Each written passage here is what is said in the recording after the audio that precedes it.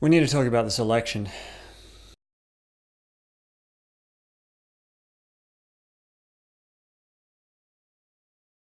So, sorry for the clickbaity title and everything. Like, obviously, the 2019 Australian election is not the same as Brexit and Trump exactly, but I think it's a similar moment for us Australians. I think because with Brexit and Trump, it became painfully obvious that the democracy itself, like the actual voting, was not what was controlling the system. Uh, in the case of in the case of Trump and Brexit, obviously Cambridge Analytica had a lot to do with everything. In Australia, it's the Murdoch press, and we've known that the Murdoch press has had a lot of influence over our politics for a long time. But it became all too clear this time round that like that voting almost didn't matter, and that even the Liberal Party, who thought they were going to lose, even they didn't really have much control over what was going on. So now we're left in this situation where basically just it's controlled, like our democracy is controlled by the media manipulating people who are basically unengaged with politics, which is the majority of people. I feel like there's been a sense for a long time that the system is kind of broken, which I think is why there's been this swing away from the two major parties and towards a bunch of minor parties. Totally fair enough. But like we can't even pretend anymore. Like everyone thought that Labour was going to win, including the Liberal Party, and the Libs got it, like mostly just through the way that everything was reported about in the mainstream media. Because when Labour had leadership troubles back in the Rudd Gillard years, they didn't stop hearing about that until they were well and truly in the opposition. Like Tony Abbott was Prime Minister and still grilling the Labour Party about their leadership stuff. And yet the Liberal Party have had two major leadership dramas. And one of them, like when Turnbull got in, like that was supposed to be a good thing for everyone. So we weren't even that mad because Tony Abbott was so deeply unpopular. And then obviously when Turnbull turned out to be impotent because he was at the he was at the whim of the right wing of his party, and Tony Abbott was kind of still making things very difficult for anyone who was left of, well, him. People got fed up again, and so the polls started going down. There was the spill. Dutton tried to get it, but Scott Morrison took it. And that second one, like that, the last leadership spill that the Liberal Party had has been the least understandable from a public perspective out of all the ones we've had so far. And yet, despite that only having happened late last year, the thing that basically destroyed the Labour Party for a good 5 years or so hasn't even entered into the political discussion as of this election. And the only difference between the two cases is how it's been reported about in the mainstream media, which obviously is run by big business and therefore is going to favor the party that supports big business. So it's this self-perpetuating propaganda machine. But again, we already know that.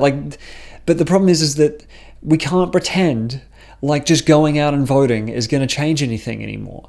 I mean, but at the same time, I feel like that's a very dangerous spot to get to, because once you think that voting doesn't matter, then we kind of give up on that whole swathe of things. And at the very least, voting can slow this machine down. Ultimately, even if it's not as effective as we once thought, though, voting is still vitally important, because who's in government changes policy so dramatically. And there's a lot of things that don't make the news that are still really have a massive effect on people's lives.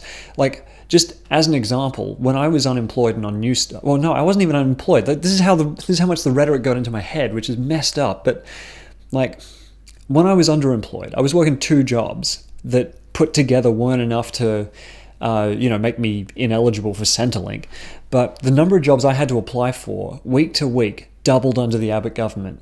And that was so crushing, because it meant that I spent my whole time just trying to make up numbers rather than making actual good, worthwhile job applications, because I didn't have time. I didn't have the time or the energy, because it's exhausting putting yourself out there again and time again and getting knocked back. And so as soon as you have to apply for 20 jobs a fortnight instead of 10, I think that's what it went up to. I've blocked a lot of it out, as I'm sure you can understand.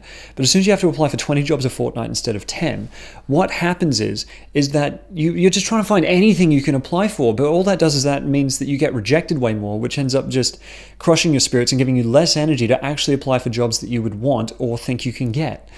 So, and I was not in a good spot. Like, being underemployed or unemployed is so soul crushing in ways that you can't understand until you go through it. And so, like, that's a policy that I have no doubt would have encouraged some people towards suicide, which, by the way, Beyond Blue, great organization. There's plenty, like, please, if you're struggling, look into that. It gets better. I'm a living proof of that. So, and that's like, that is a small difference between the Liberal Party and the Labour Party, in that the Labour Party would have been more likely to have just left New Start alone. This election, they were talking about increasing New Start. And like, that's something real that affects people's lives. Like, even if you want people who are unemployed or underemployed to just get a job, like, if you want to actually give them what they need to be able to do that, you need to do things that will make them more attractive candidates, meaning that, you know, and like, you don't want to flood businesses just with useless job applications for people who don't even want the position in the first place. Like, just from an economic perspective, even, it makes no sense. But the point is, that's one small policy. Who gets in and who gets elected is still vitally important. Even if the vote doesn't count for very much, it still counts for something, you know. Even if all we're able to do is slow the machine down, that is something. Even if we can just stop a few bad policies getting through, that is something. People's lives can be changed for the better that way. Basically, what my argument is not that you shouldn't give up and keep voting. I'm saying that voting is no longer enough. It's, yes, vote. Keep voting. We're in a compulsory voting system, so obviously that, you know, it's not the same as what it is in the UK and the US, where, like, you go out and vote is a much more emphatic thing. But for us, like, don't give up on your vote. If you leave your democracy at the ballot box, you have a totally impotent democracy.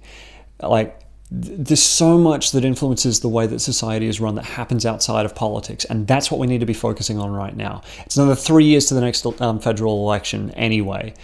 So we can't just sit around for 3 years on our hands and do nothing, especially now, especially while there's a lot of people like me who are frustrated.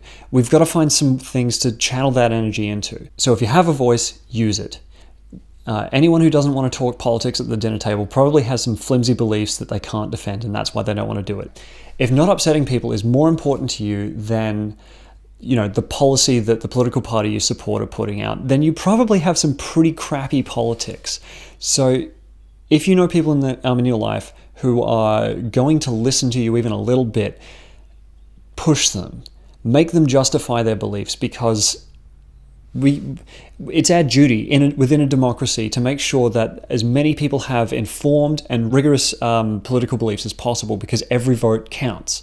The more people that we have who know what they believe and why they believe it, the fewer people are going to be influenced by the mainstream media, and the more authentic our democracy can become. Democracy hasn't always been broken like this.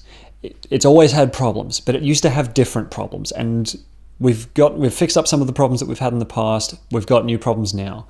And so it doesn't have to be this way.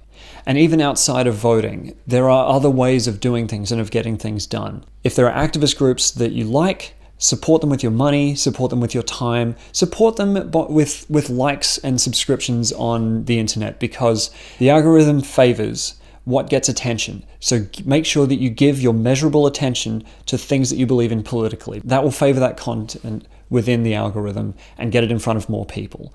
Because if there's one thing that we've learned from this election, it's that propaganda wins elections. It's as simple as that. It's as cynical and awful and bad as that. But the point is, through your likes, through your subscriptions, through your shares, you can get content that you think is worthwhile in front of more people. It's only small, but the more people do it, the more effective this can become. If you like activism, there's the Extinction Rebellion, there's Get Up, obviously. There's the Australia Institute. Go subscribe to them, because they're a think tank, but they're a progressive think tank. So if you don't know about the Institute of Public Affairs, they're like the main right-wing think tank. They represent mining and big business and Murdoch, and they've influenced a lot of policy for the worse, and this election has been no different. But then there's the Australia Institute, and they're They're sort of the counterpoint to that. They're more interested in, climate action, having an effective, rigorous democracy, all that kind of stuff. Right now, it's very easy to feel helpless, and it's very easy to feel like you're at a complete losses for what to do, but there are some very simple things that we can be getting on with. Give your time, money, and attention to organizations that you support. Press people on their beliefs and their political positions, because talking politics at the dinner table is the only way that we can have a healthy democracy. Just remember that democracy doesn't finish at the ballot box. I'm going to be making more videos like this that are just going to be me rambling at a camera for a few minutes or so. And I want this channel to be focusing on solutions, and I want it to be positive, and I want it to be about vision, because the problem with a lot of the negativity that has been present in politics for so long is that it's not very instructive. If there's one thing that I leave you with, it's that it doesn't have to be this way, and that you're not as helpless as they make you feel, because they want you to feel helpless so that you don't get in their way, and so they can keep profiting off of the destruction of their planet and from the exploitation of fellow human beings. Go out there, get talking to some people. If you want to include supporting me as part of your action, then I do have a Patreon. It's currently set up for my creative endeavors, so I'm also a poet. I write short stories and music and things. There'll be a link down in the description to that. If you support me by giving me $1 a month or more, you get access to every poem I write, any music I record, films I make, short stories I write, whatever. You get access to everything, so long as there's not like some kind of publishing deal or something involved. Even if you only give me $1 a month, even that helps. And I would just love to have you on board. That's it. Until next time, much love.